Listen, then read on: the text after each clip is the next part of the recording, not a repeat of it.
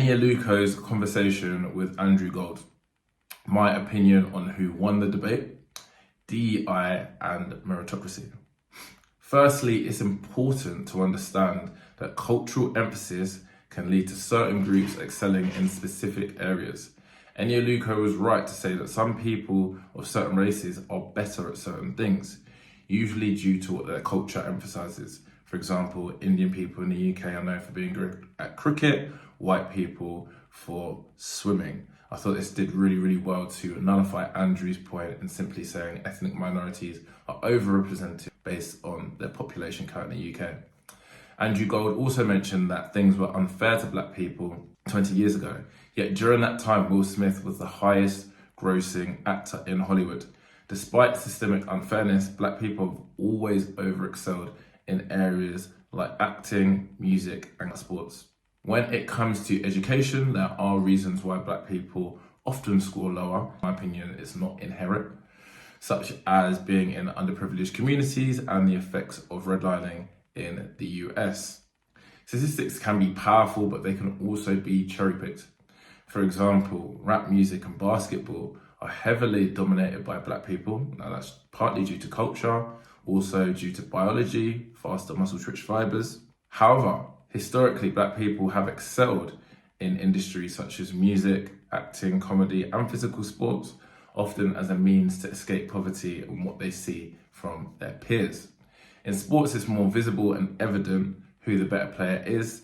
In a work setting, unless it's sales performance, metrics are often not as clear. Being the best CEO, for example, involves many factors beyond measurable results.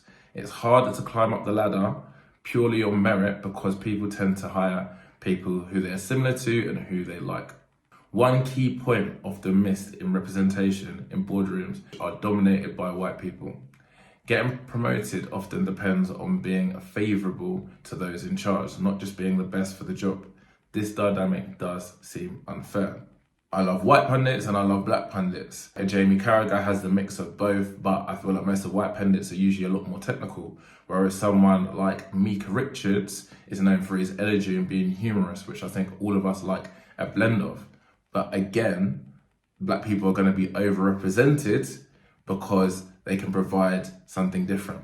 Aluko admitted she benefited from quotas, but also claimed her opportunities were purely through merit. This stance felt hypocritical as she also backed DEI. Both used too many personal experiences for a debate, but Andrew had the stats. However, Aluko may have been not expecting the debate and did do well at certain points. She also struggled to answer the question regarding the trans community in sports, probably due to sponsorships. But we all know if she tried to be a football player and the WSL was full of trans women, she may not have had the success that she has today. There's nothing wrong with saying that or admitting that. We can see how even in the early stages, trans women have dominated women in female sports. If you agree or disagree and are happy to share your opinion, feel free to come and step up unfiltered.